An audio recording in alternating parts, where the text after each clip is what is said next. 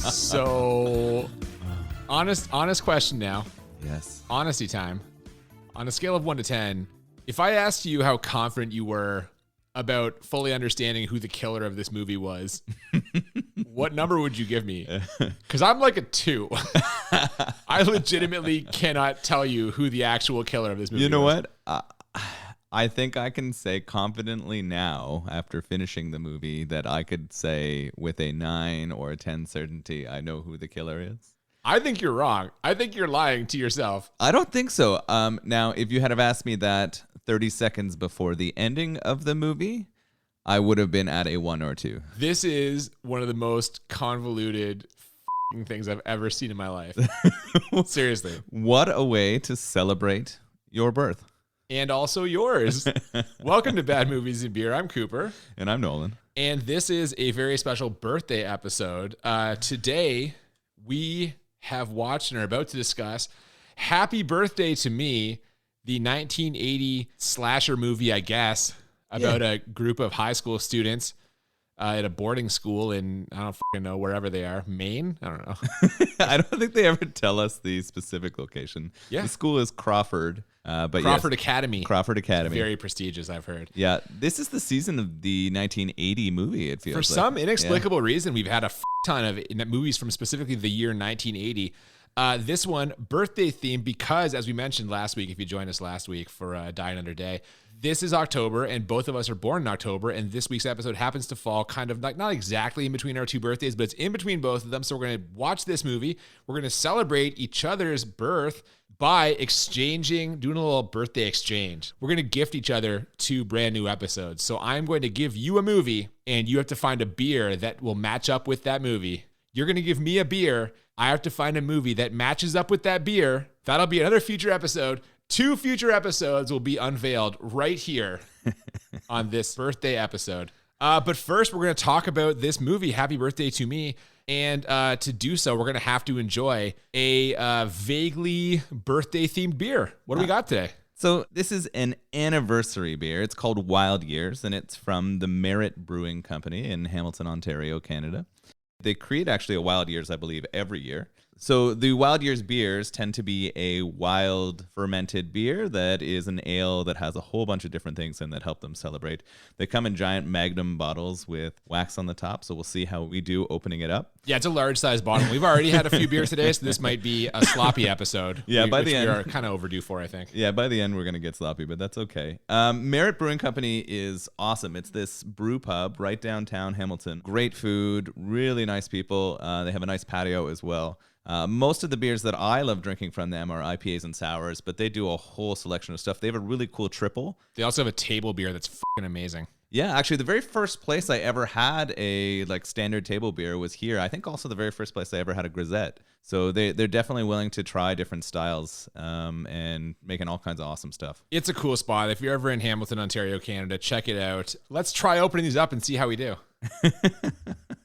They're wax tipped. That's the... Yeah, I guarantee I'm getting this all over myself. I think I need your opener. Yours is more of a sharp edge. Mine's a little more blunt. Oh, wait. Come on. Come to daddy. I'm glad our listeners get to... Oh, it's bubbling. Here we go. He's got the wax off, everyone. So we open with some very ominous music. And the camera panning across a boarding school. This is the aforementioned Crawford Academy. And a girl exits. That is Bernadette. She's walking along when suddenly a strap wraps around her legs. She falls to the ground, and we get the snarling sound of Winston, Miss Patterson's bulldog. A little bit of a fake out here. Yeah, you think you might get into the action right away, but all you really get is a telling off by a very stern headmistress here. She is the headmistress, Mrs. Patterson is, and it turns out Bernadette is heading to the village to meet up with some of her friends, members of the so-called Top 10. These are some of the cool kids at this boarding academy, we get the impression. Did they ever define how you are a part of the Top 10? No, and the Top 10 is a fairly varied group of people. Like, I get how some of them are there. They're stereotypical, like, 80s movie, like, high school movie villains, essentially, jocks, rich kids. But a couple of them are like straight up weirdos. And I'm kind of confused as to how this group all came together. Yeah, I was starting to get the interpretation or that the top 10 were actually the top richest kids in the school. That's very possible, yeah. That's literally the top 10, like, financially. Yes, I think so. Could be. Mrs. Patterson is against Bernadette heading out for the evening. And it turns out that she is on the money because as soon as Bernadette gets into her car, she is immediately strangled to death by someone in the back seat. And by immediately, I mean this actually takes like 10 minutes. And so this is you see these gloved hands come behind, and of course they're keeping the perpetrator, the killer, secret. That builds a lot of the suspense in this movie. And the gloves try to reach around the neck of Bernadette and squeeze her, but it takes forever. Bernadette is eventually pulled into the back seat of the car, and then it appears that she dies, but in fact, she was faking it. Yeah, she just pretends to go limp to get the killer to release her, which they do, and then she escapes, makes it out of the car, but for some reason doesn't leave the parking lot. She just stands there like crying. I mean, run! We know very quickly this is a cheesy horror movie because for it to happen, the events in it, people have to make really bad decisions, right? And this is the first of many that are going to happen throughout.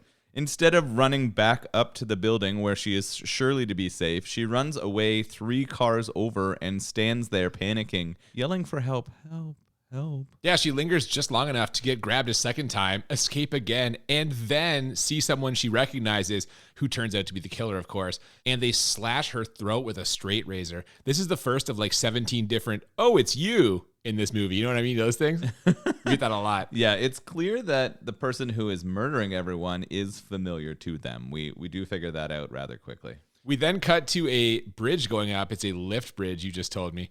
And a seat at a pub called The Silent Woman, where a bunch of Shriners are singing 99 bottles of beer on the wall. Now, the rest of the top 10 is there, and they are not amused by the singing. One of them, whose name is Greg, is like, these guys are really pissing me off. He says the like stereotypical 80s accent. It's good stuff. You immediately get Greg as the dumb jock guy. Oh, 100%. You figure that out. And he can't stand that these old Shriners are singing songs and getting drunk around him. So he's going to start or pick a fight here. Yeah, he tries to fight them when they go to start the song again. Now, the reason they stopped singing in the first place is when one of the 10, Alfred, shows up with his pet rat, George. Alfred is apparently a taxidermist. This rat ends up getting placed in a beer they offer to one of the Shriners, which does not please the Shriners. They get upset. So the top 10 have to escape, run out of the bar, jump into their vehicles, and from there, they play a little game they play where they try and jump over the bridge as it is like opening or open, except that bridge starts opening before we go into the scene in the bar, and the scene in the bar is like 5 minutes long. So how is the bridge not already at maximum, openness? Now, it can take a while for some lift bridges to open up and allow boats to go under, and they will often put down the crossing signs. They didn't have a crossing bar or beam that prevented vehicles. They just had the lights on. I think now if you went up to a lift bridge, there would be beams that go across, but the lights can go on really early to indicate that it is going to be opening. Well, I guess. Either way, they try and jump this bridge and due to varying levels of success. Greg in particular has a rough go of it. He smashes up the front end of his, like a Pontiac Firebird maybe. But because he made it, he's going to win $20 from Steve. So worth it?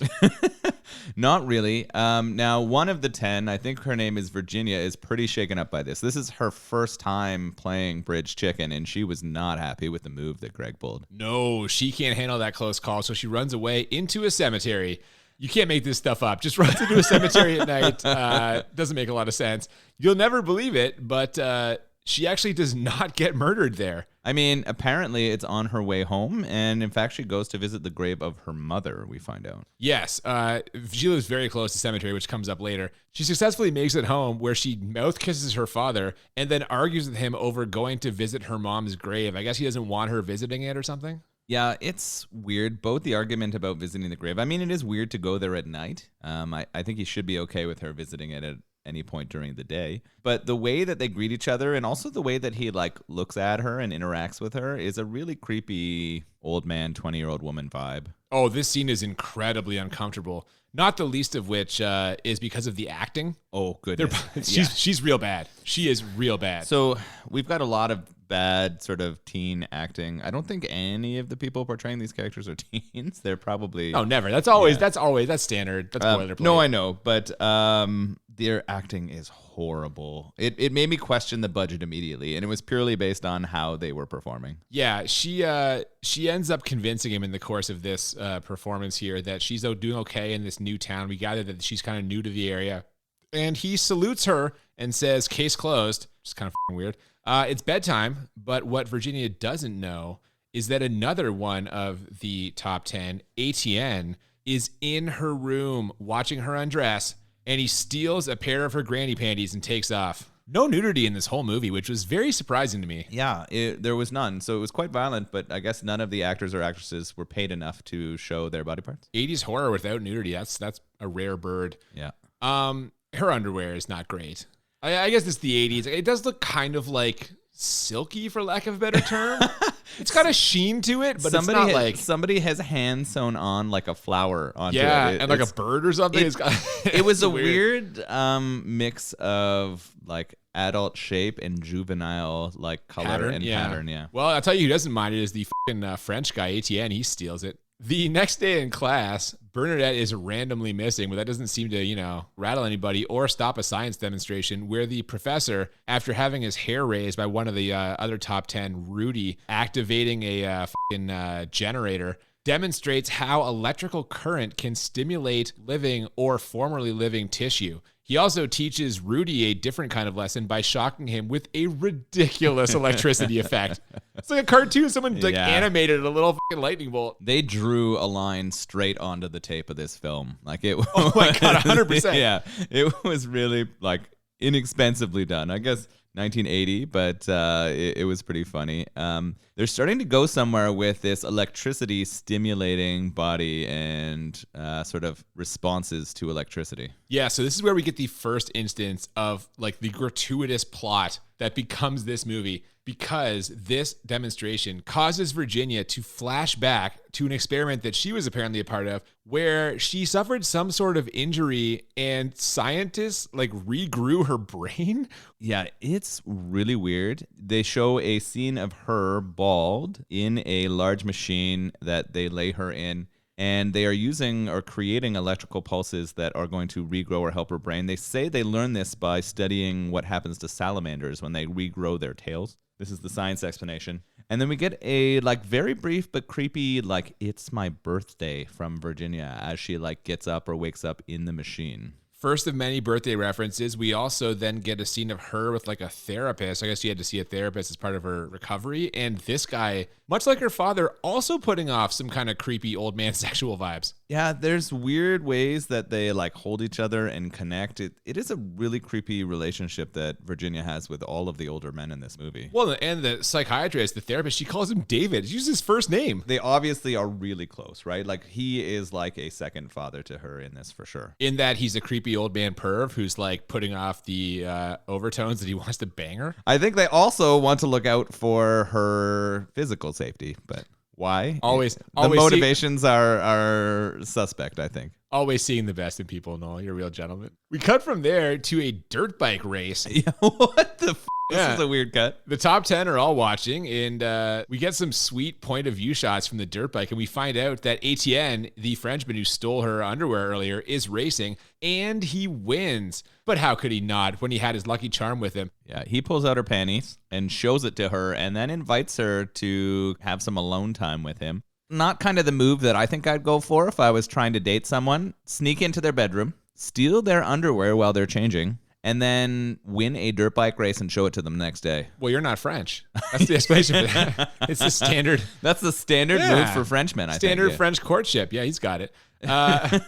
She's unimpressed by this, though, and so is Alfred. And the next time we see this lazy Frenchman, he's kind of working on his bike when a mysterious figure approaches, grabs his scarf. They all wear fucking scarves for some reason in this. I don't know. They all have their house scarves. I guess this has been a thing, right? Like they all have the same scarf because it represents the school, and I think this was pretty common in private schools. Well, I assumed it was just them. They just said like, let's all match with scarves. No. I think even the headmistress and a lot of the other people were wearing the exact same scarf. I don't know, man. I didn't see that. We'll see. We'll have to see. We'll give it another second watch, maybe. I don't know. Either way, the mysterious figure takes this scarf, sticks it in the spinning dirt bike wheel, and then revs the engine so ATN's head gets pulled into the wheel and just ripped to pieces. Oh, Shreds his face. This is a pretty good one. That's not bad. That's a good death. Yeah, I like that one. Yeah, I like it. The first one was a little bit cheesy with the choke and the slash. It just felt a little bit drawn out, but I like this one. It was quick and kind of creative. Well, and it took forever, too. I would accuse this of padding, but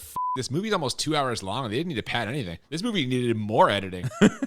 I'm serious, man. From there, we cut to the bar where we see the gang, minus, of course, Bernadette, who is dead, and ATN, who is also dead. And mysteriously, Alfred isn't there. He was late to the last one, too.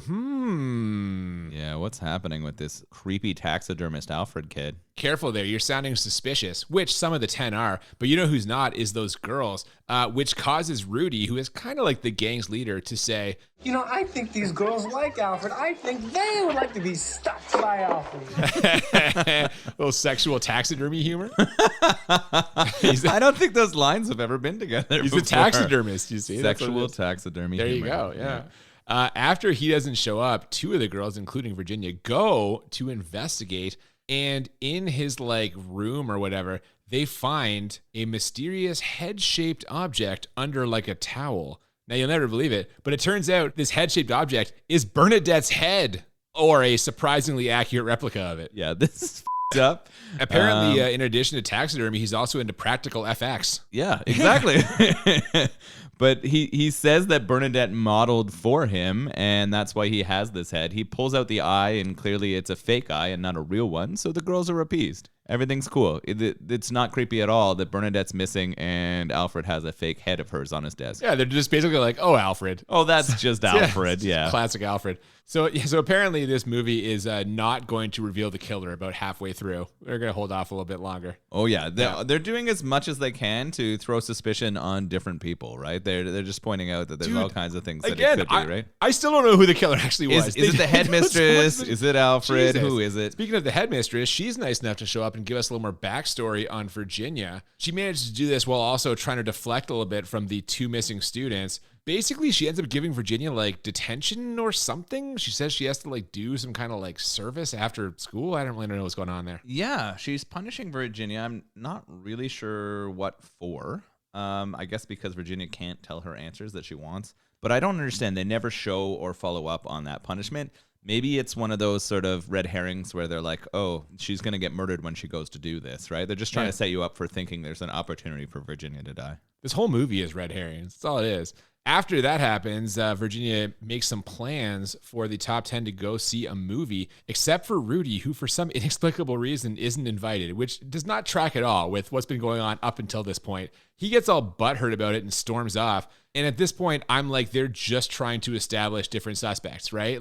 Now we've got a reason why he might be angry and want to get revenge on somebody. Yeah, that's absolutely what's happening here. They didn't set up a plot reason why Rudy would be ignored or not included in that, other than, I think, Virginia. They kind of show Virginia finding him a little bit off-putting. Rudy can be pretty forward, and he can be a bit of a dick, so you're sort of like... Well, and yet later, it seems like she's kind of into that, which we'll get into, I guess, when we get to that. But goddamn, they're all over the place. Yeah. From there, we cut to everyone's favorite jock, Greg. He's doing some bench press in the most tiny shorts you've ever seen in your life. Yeah, these are amazing. They are what full-blown nut huggers. They're what I think about when I picture 80s basketball. They're shorter than booty shorts that are worn now, I would say, and they hide zero package. They really do. At one point, he's on, I swear it slips out while he's bench pressing. Because someone shows up. We get yet another of the, oh, it's you. Greg decides to ask him to throw in a couple extra plates on the weights. He keeps pushing this a little bit till he kind of reaches his limit, but then, this is fucking hilarious. It's too heavy for him. He can't press it anymore. Yeah, he's got it lifted. He's holding it straight above his chest and his head, and his arms are kind of shaking. And the killer pulls the rack away, so he can't put it back down. And instead of doing what any other person was doing while they would work out, instead of throwing it just off throw behind it you. That's all you got to do. He can't. He's trapped. He's got it completely stuck up. He's got no energy left. And so what does this person do? Well, he just holds it up begging for help. Help me, please. Put it back. Please put it back. And while he's begging, I can't even get through this. You can't even get through it. It's the killer walks over with a 25-pound plate and just drops it on his and when he drops the weight, and the weight like breaks his neck because he took a direct dick shot with a 25-pound plate. So I'm going to have to clarify because Cooper couldn't get through this. I give this scene an 11 out of 10. Yeah. It's a tremendous scene. So Greg is holding up too much weight. He's bench pressing too much, and he just can't drop it. The killer walks around with this 25-pound plate, and we get a very good zoom in on the shorts and Greg's dick. Like you can see everything. You got the full bulge there, and from about 3 or 4 feet, the killer drops the plate onto Greg's dick. And it immediately Greg lets go of the bar, and it snaps his neck like a twig. Almost tears his neck off. You get this nice blood spurt from the neck. This is a +2 to enjoyability. What a tremendous rating scene. It's incredible. This might be one of the best murder scenes I've seen in any horror movie. You said that as we were watching it. You're like, best murder scene I've ever seen. It was the perfect mix of comedy and gruesome jock killing.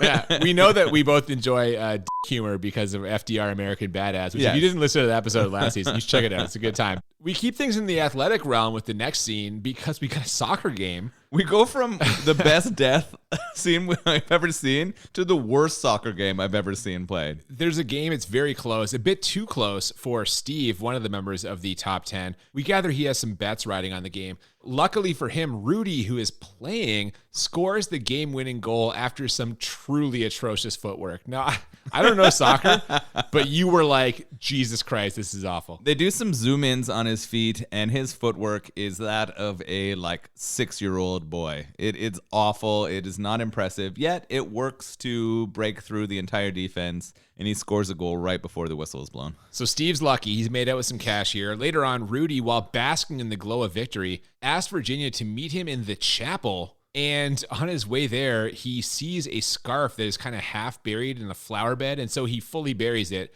This is the point where I'm like, what the f*** is going on here? I'm so confused.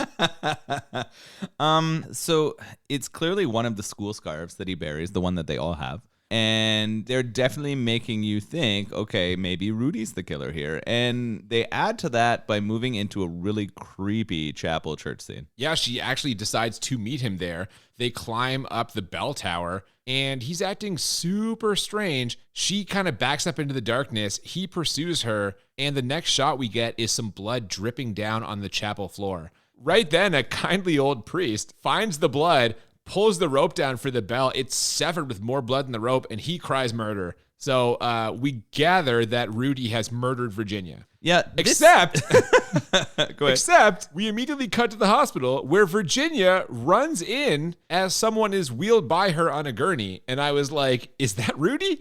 Again, I don't know what the f*** is going on. This movie's misdirecting us and directing us in a way that it's impossible to tell what's happening. This is extremely difficult to follow. They are throwing out so many fake clues or red herrings to who is the murderer that it's absolutely impossible to know what's going on at this point. I wish the cuts were a little clearer and a little cleaner. I mean, maybe that's intentional. They'd go to black and then cut to something that doesn't make sense. But it definitely kept me in a mood of I have no idea. Right here, we get another Virginia flashback where it's one of her many brain operations, only during it, she's awake while they're operating on her brain. It's so strange. She snaps back to life, and we find her in her therapist's office. The therapist is like, that was a long time ago, and she freaks out and is like, no, it was today, don't you see? So it seems like through these therapy sessions she's having with her psychiatrist, she's increasingly remembering more of the trauma and accident that happened to cause her to need the brain surgery and experimental treatment. And the more that this happens, the more you're led to believe that all of these killings and events are connected to that, right? Like, I even think that at this point, maybe the psychiatrist suspects something's going on with her too. You would think so, especially because, he offers to take her home first, which is in keeping with the creepy vibes from earlier. But later on, he does hear a news report about the other missing students and about a severed blood-covered rope being found at the school chapel. So you'd think he'd be kind of onto this a little bit because all the people she's named are missing. I think he kind of feels this way because we cut to a scene where the police are talking to the students, including Virginia, and the therapist busts in. Yeah, he grabs Virginia, but just then, a uniformed police officer discreetly tells the detective that he needs to come outside, which prompts some fucking dickhole to be like, hey guys, I think there's something happening outside. That always happens, right? There's always some douchehole who will, when someone's trying to be discreet, just fucking ruin the whole scene by shouting out and causing an issue. And then, of course, everyone rushes outside to see what the police have found. Maybe the best performance in this movie. I think so. It was the most believable moment of the entire movie. There's always a guy like that. That's the guy. There's always a guy like that. Yeah, the most believable performance of the entire movie. God damn it. Yeah, man. It turns out it's just the scarf that Rudy kind of further buried. So the police are pulling up that scarf, and then you see the worst digging in the history of shoveling. Yeah, you were really focused in the way this police officer was digging this The up. police officer had no idea how to use a shovel. Like, it was insulting to police. I was like, any human can hold a shovel more like effectively than this officer. Well, it's more than this actor is what it is. It's probably the actor was like, they're like, just shovel like a normal person. And he was like, what? Yeah, he was really thinking it over. Like this.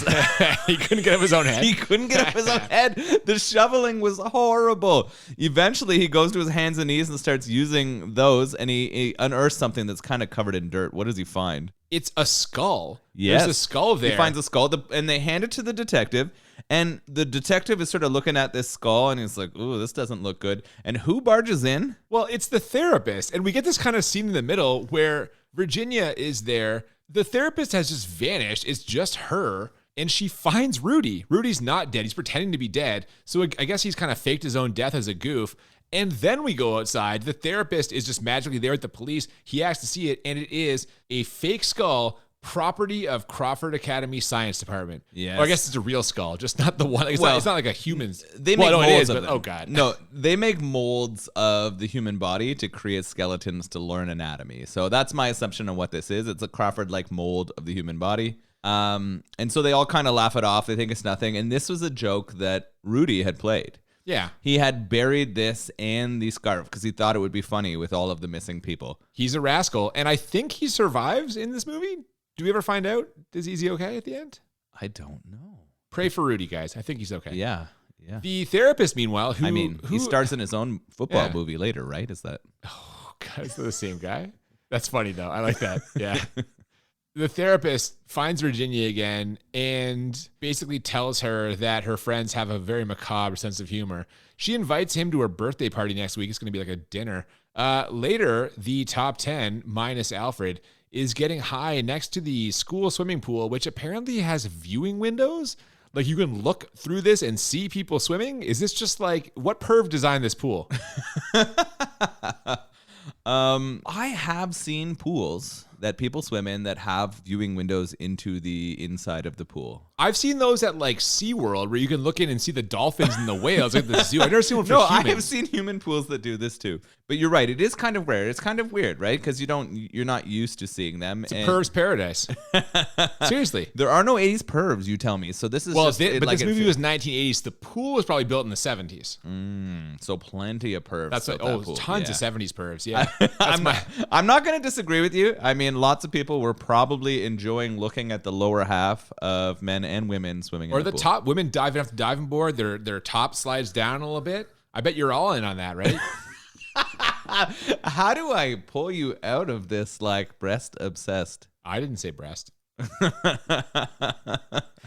I hope you know what? It would make me really happy if someone has listened to all of these and has got the like trail of you building up a like Nolan breast obsessed thing. Like, I hope somebody is following the sort of general plot that you're putting out here for our podcast. Listen, I don't know why you keep mentioning it. I'm just calling it like I see it.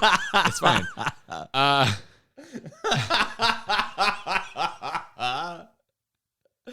Oh my God.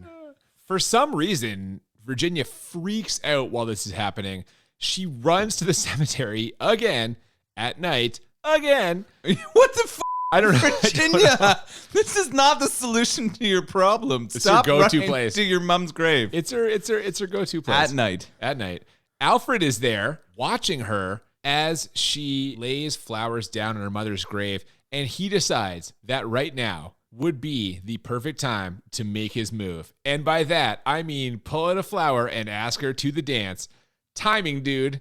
Timing. They actually do a pretty good job of building tension with the speed and actions of some of these sort of interactions. This whole time, Albert is wearing leather gloves to look like the killer we've seen in other things. We see the killer in gloves, yes. So again, they're throwing out some hints that maybe it's him. Maybe he's going to pull a knife and hurt her. And he pulls out this flower, and as he does, what happens? Oh, she stabs him right in the gut. And we see that she's wearing the kind of gloves that the killer was wearing in the earlier scenes. So go figure. The girl whose brain was badly damaged and then regrown in a lab is a little bit off. Yeah, she's a little bit out of control here. What we're being told in this scene is that all of the murders now have been Virginia. It tracks. It makes sense. Yeah, she had this like acquired brain injury. She had this strange like scientific repair on her brain. And because of that, she's had some sort of psychotic breaks. Sure seems like it. Now, her dad has got to go away on business. She's unhappy. She's kind of like, what about my birthday? And he tells her that he'll make it up to her by taking her out in the town dancing. What the... Yeah. I'm starting to see why she's a psychopath, because this is a very unhealthy relationship with her father and her. So she's sad because dad is not going to be there for her birthday. And what we can kind of tell from this is not the first time that dad's not been there for her. No, and we get a very clear example of that later. And she's pretty upset about this. He's going to miss the birthday, but he does smooth it over with a slow dance. He grabs her by the waist and the hand and does a little dance with her, and it completely makes things better. There is one acceptable time for a father to dance with his daughter, and that's on her wedding day. That's the only acceptable time. Once your daughter is of a certain age. Yeah. An adult daughter, wedding day. That's it. It is a very strange relationship, especially after the open mouth kiss that we saw them share. That was an open mouth. Hang on. There's no evidence of open mouth. But it is a weird relationship that they are sharing there. And I mean, clearly she's hurt by him going away. We're going to see how her birthday turns out. Oh, we sure are. Speaking of dancing, we cut to the school dance where Rudy is like, anyone see Alfred? No? 4 down, 6 to go. And this is the point where I'm like, what the f*** are the police doing? There's like 5 missing students. Why is everyone being allowed to proceed with like a normal life? Why are the police not just fucking everywhere? Like, this is insane. If you have 10 of the richest students at a school and 5 of them are now missing, the other 5 would be in protective custody. You wouldn't be allowed to be at a dance. You wouldn't be hanging out in cemeteries at night. None of this would be happening. You would be protected, especially because it is the 10 richest people at this fucking private school. These are not like people that the government doesn't care about. These are people who pay the like most amount of money towards taxes, right? Like that would have made a difference 100%. This does not fit with sort of what's happening here. No. Now, what does fit is Rudy and Steve decide to swap girls. They're just like... Yeah. This is really weird because Rudy goes to the dance with his girl. Virginia. Virginia. Yep. They open mouth kiss. They seem very into each other. And Steve goes to the dance with his girl, who I don't know if we ever get her name. You know what? I don't know the name of half these people. Yeah, she's kind of the like token blonde in the movie. They're all blonde. Yeah. No, Virginia's not blonde. She's brunette. Now, close. The rest of them are blonde. Yeah, there's a lot of blonde. Yeah. What the So the token girlfriend one, who is with Steve, they decide to switch, and Rudy goes over and dances with her, and Steve comes over to Virginia. And for some reason, Virginia is super gung-ho to take Steve home. Now, as a viewer, I'm like, well, we know she's the killer. Like the only reason Yeah. she's happy to take him home is because she wants to bring him back and murder him. Yeah, she offers him a late night snack, and it's a romantic shish kebab. This is so up. Have you ever had a romantic evening by a fire? Yes. What do you mean? A fire is a super romantic place. Are you shitting me right now? Like a fireplace. You've sat down in front of a fireplace with a woman with the intention of having sex with her there. 100%. Wow. Dude, are you kidding me? It's a fire. A fire is very romantic. Was it a real fire? Or did you build that fire with wood? I didn't chop the fucking wood. I'm not saying you cut the tree down. Dude, but a fireplace, super romantic. Where are you coming from right now? This is ridiculous. But who has a fireplace in their home? Not that many people. Lots of people do. These are the richest people in the world. These are the most rich people. They all have fireplaces. Okay, listen. So it makes sense. The part of this that's confusing is not the fireplace. It's the shish kebab. Okay, so you're right. And to be fair, I find spiced meats can be very erotic. So they're hanging out by the fire. But I think most people, shish kebab, maybe not. They're hanging out by the fireplace, which is a romantic place. We all agree. And she brings him 2 shish kebab skewers and several dips. There's like different sauces to dip those in. Even more romantic. Yeah. So the dipping is sexual. She had You've got the phallic shish kebab, and you're just gently prodding the soft, sauces, gushy dip.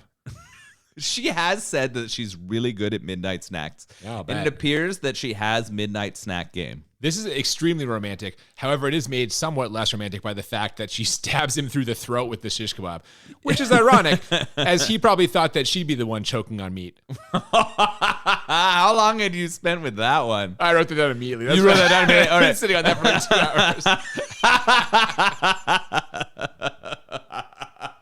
hours. So they're eating the romantic shish kebab, and it looks like all is well until She gores him. she puts it right through his brain. Yeah, man. The next day. So there goes Steve. We lost Steve here, right? R.I.P. Steve. Yeah. The next morning, another one of the 10, Anne, comes over to Virginia's house. Virginia kind of throws her the keys. Then after a flashback shower in which we see the accident that got her brain all messed up, which, I mean, by the way, Virginia is a tremendously bad actress, and we see where she gets it from because the actress who plays her mom, my God.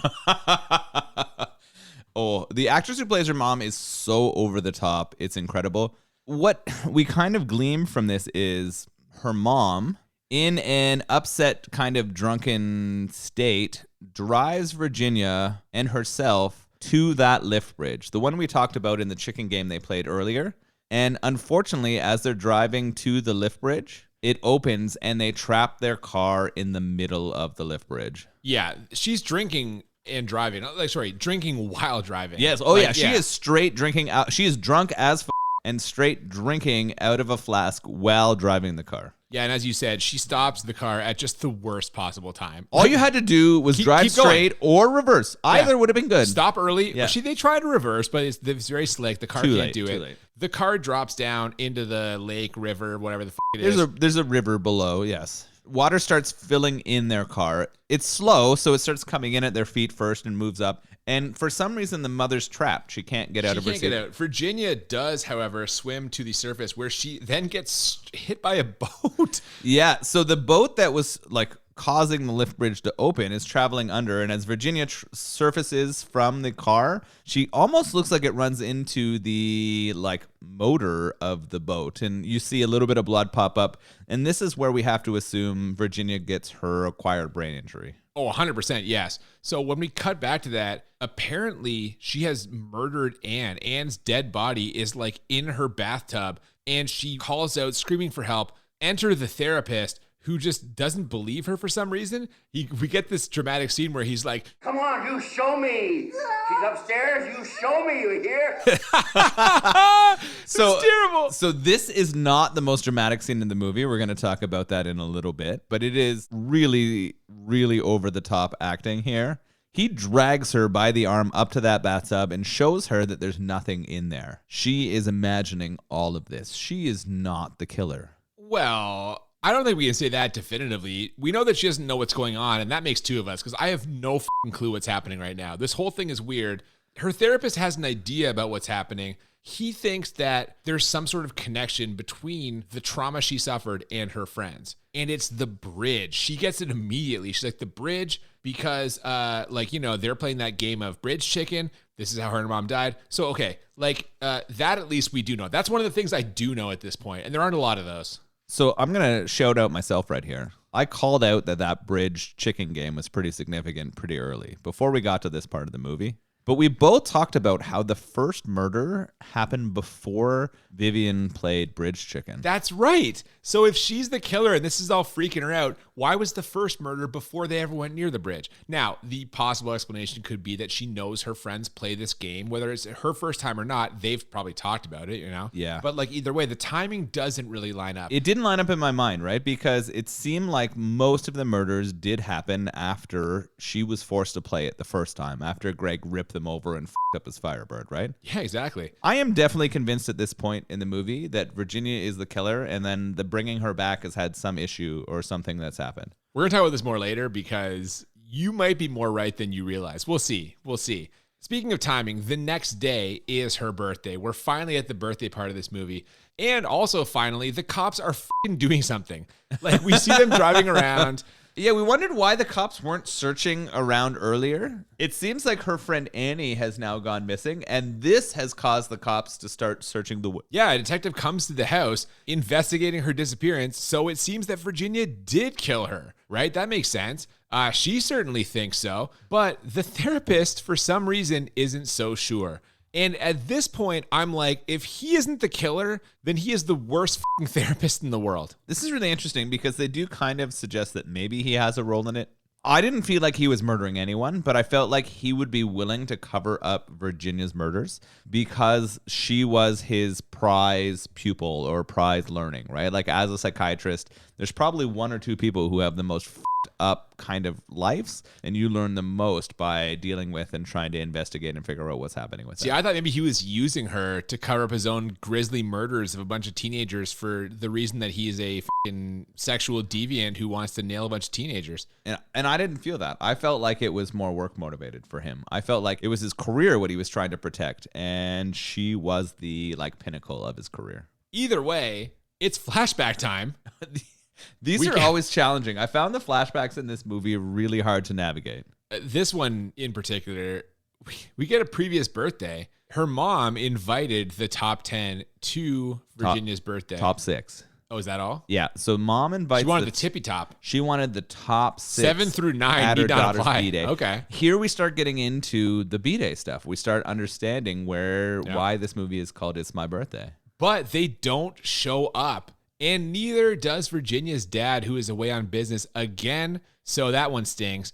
It turns out these top 6 you mentioned were at a different party at Anne's house. And when the mom finds out, she flips out. Yeah, she pours herself a straight vodka drink and chugs it. And then she gets in the car and they head over to Anne's house. Yeah, what we learned in this scene is that I guess she was poor before, and now as kind of new money, she's getting just no respect from the other families.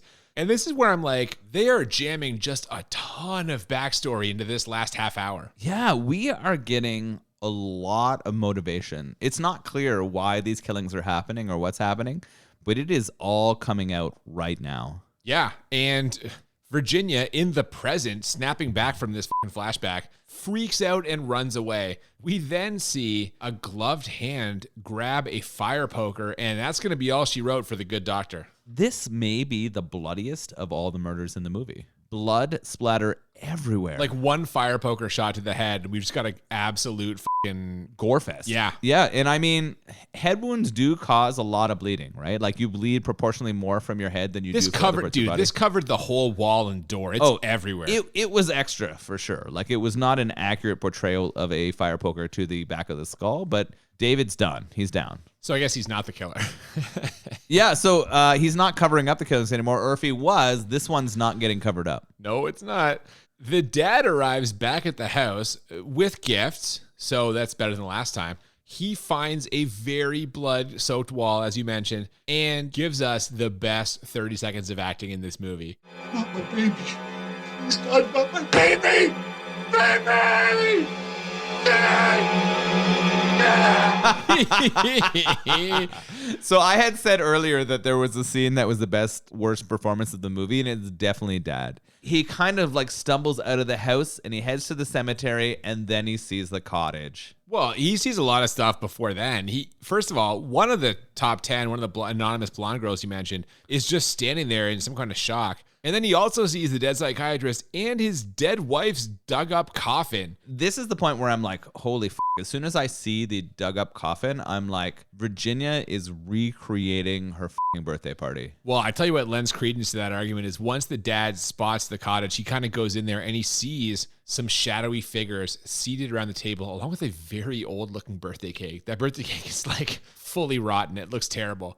He kind of investigates one of the bodies. The first one he touches is his dead wife's corpse. You get the maggots crawling out of it. Not a jump scare per se, but like it's reasonably gory. creepy. I actually felt like that was well done. It probably would have been further decomposed than it was based on the timeline, but I enjoyed them bringing out a very decomposed body, and then having, as they pan around, the bodies of the other 6 victims who were there. The 6 who were supposed to be at that birthday but didn't show up because they were at Annie's party. There you go. So right on cue, Virginia comes out with a brand new cake, singing happy birthday to me. And thank God. I was worried we weren't going to work the title in. We're getting close to the end of this movie. And I was like, oh my God. But they work it in. And it seems clear at this point, his daughter has gone just like full blown psycho. This is actually a really cool scene. In terms of where we are in this movie, to have this moment in your life where your mother breaks down because she was not from the rich sort of organized group and none of her daughter's school friends show up to her birthday party, to then recreate that birthday party with your mother and father there and the dead body of all those people who scorned you, I thought was like pretty creative. It's gory. You see a little bit of evidence of the death of each one of the people, and you see that a new birthday cake coming out with Virginia holding it. Except, and this is where, for me, this movie becomes completely illogical and I can't track it anymore. After putting a party hat on her dad's head and blowing out the candles, Sorry, that moment is amazing. So Dad's breaking down and he's like, what the f*** have I done?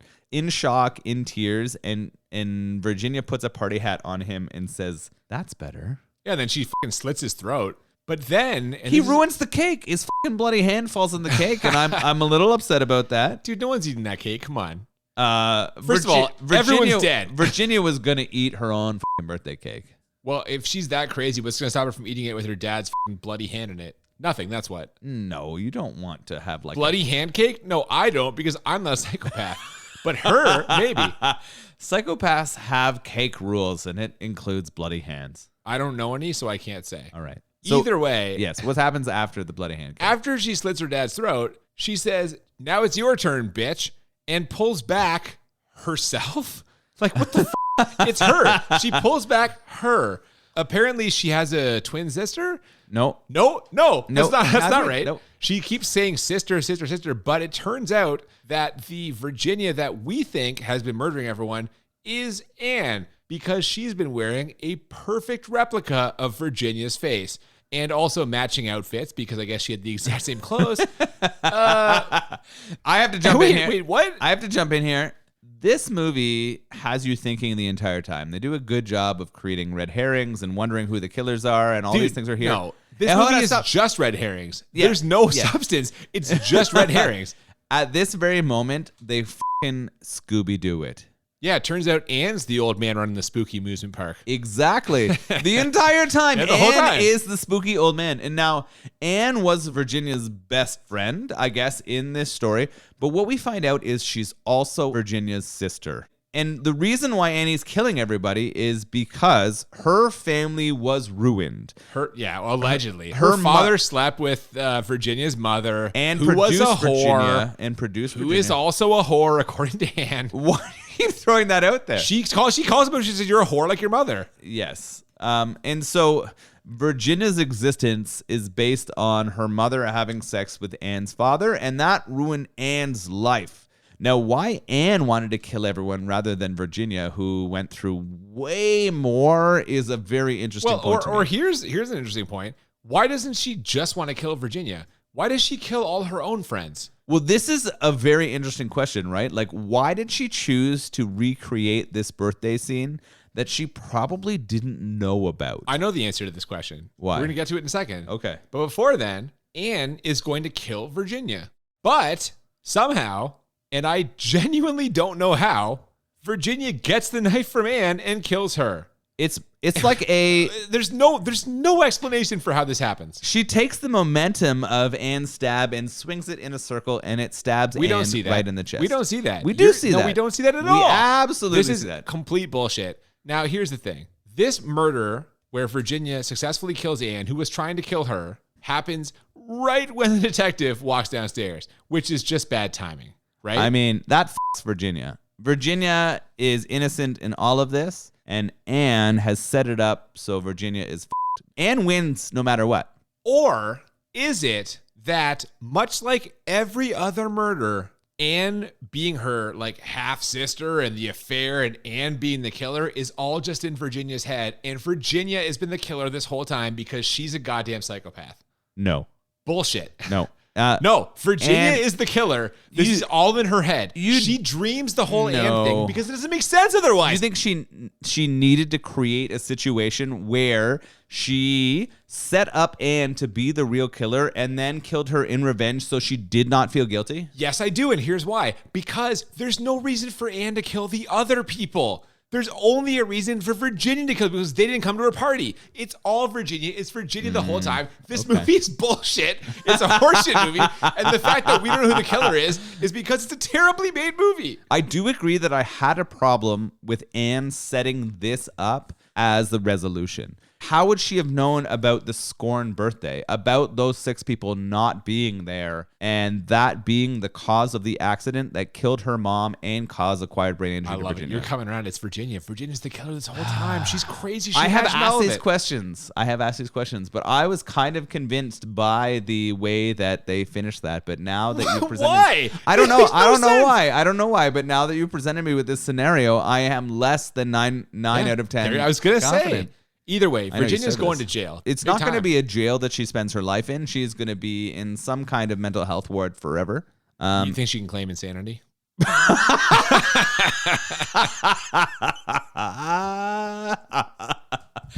Yes. I feel like if this is the murder spree you go on, you have the maybe most likely chance of claiming insanity out of anyone who has committed a murder in the history of murders. It's very possible. You know what? If this episode goes much longer, I'm going to claim insanity. So why don't we just move to our ratings? Because this is it. It's over now. Thank God. I'm so confused. I still don't know who the killer was. I don't think we're ever going to know. But let's rate it. This is the point in the episode where we rate the movie. We do it on a scale of 1 to 10. We do it twice. 1 to 10 for how bad it is. 1 to 10 for how enjoyable. And the goal is to find a movie that is 10 out of 10 on both scales, or as we call it, the Crit 20. Yes. And I will say, for me, this is in play because this movie is 10 out of 10 bad. First of all, what an amateur production. These actors are terrible. The plot makes little to no sense. I don't know what's going on for half the time. It is 10 out of 10 bad. What a fucking mess. What do you think? Okay.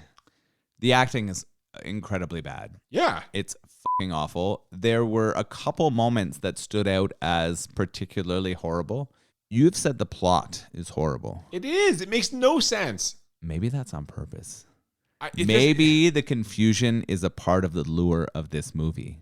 If you don't know who the killer is, does that not make you want to watch it more? The movie's over. I've already watched it. I'm never going to know who the killer is because they haven't made it clear because But there's no logical reason why any of these people will be the You're killer. going to watch it again and think about who it could be. And I probably am going to watch it again, but I'm not happy about that. it's a 10 bad. I was going to say, what the like, come on. All right. There's nowhere else I can go with that. It is absolutely a 10 bad. I mean, the plot is a lot. It goes overboard at the end, but I also kind of enjoy it more because of how fucked up that ending is. I can't wait to hear how enjoyable you have this movie. What do you have it as? So I enjoyed many of the murders. Come on. In particular, The weight room murder. The weight room murder. That's very good. I said that got a +2 for enjoyability just Jesus. for that, All right? right. So that's where that is, right? The sound's good. The music and the sound create a lot of good mood and follow in the right way. Like I will say some very creepy piano music, like Halloween adjacent piano music. Yeah. You said this was 2 hours long. I would have had no idea. Yeah. I was engaged in trying to figure out the whole time. What I really like in movies is that they're super... They make me think afterwards, and this movie gave me more ponder and thought after than I can any other movie. I have no idea what's happening. But I'm going to give this movie a 9 for enjoyable.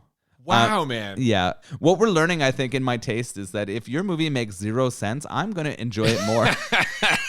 Because it makes me try to figure it out that much harder. And that is really where we went with this movie. You want the stimulation. You want the mental stimulation. Yeah, this was a stimulating movie, even though it was completely f***ed up. But yeah, if you haven't seen it, I definitely recommend watching it to try to figure out and tell us who the killer is. This is one of your highest scores ever. I can't believe it. Probably doesn't deserve it.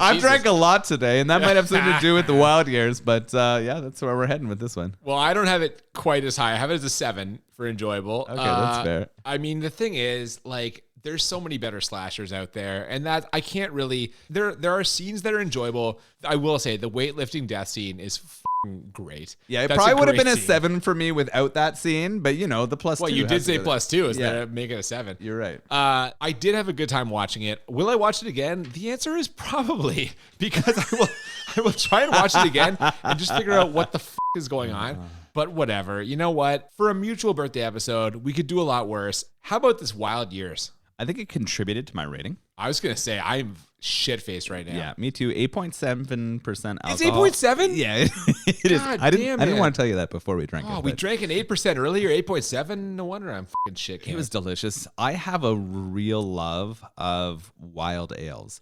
What is a more fruity fermented beverage? It almost reminds me of ciders or other similar beverages. If you really wanted to win my heart, you would find me some delicious wild ales, and you would be there. Like, whoever it is, just go there ahead. You go. Anybody who wants to win Noel's heart, just forget about wild ale. Listen, I'm not a huge cider guy, and my first take on this was this tastes like a cider, but the crispness, the fruity nature of it, so refreshing. I would never have believed. 8 what did you say? 7. I would never have believed it was 8.7. No, although hearing myself talk now and trying to make these sentences, I would believe it. Not bad. Like, you know what? It's a big bottle. It's a big alcohol ABV. Would I drink it again? Yeah, probably. Yeah. I'm looking out for next year's Wild Years. I will be down on that for sure. And if you haven't had beers from Merit in Hamilton, Ontario, what are you doing? Merit's a cool spot. Yeah. Merit, if you're in Hamilton, check it out. It's one of the jewels of the Hamilton craft beer scene for sure.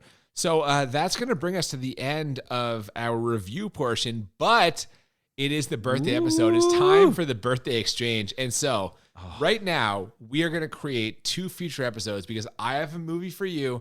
You have a beer for me. Why don't we do this? Let's open these up. Let's see what we've got for the future. Can I open first? Absolutely. Please do. All right. I'm excited. So I have got a movie for Noel. He's going to open it up. He has to find a beer that matches it, and we are going to do an episode on this particular movie.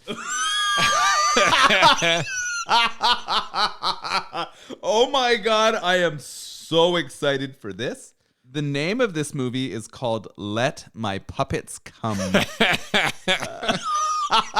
And I don't know if you figured it out listening to this podcast or not, but I am a huge fan of puppetry. Do you like watching a bunch of puppets?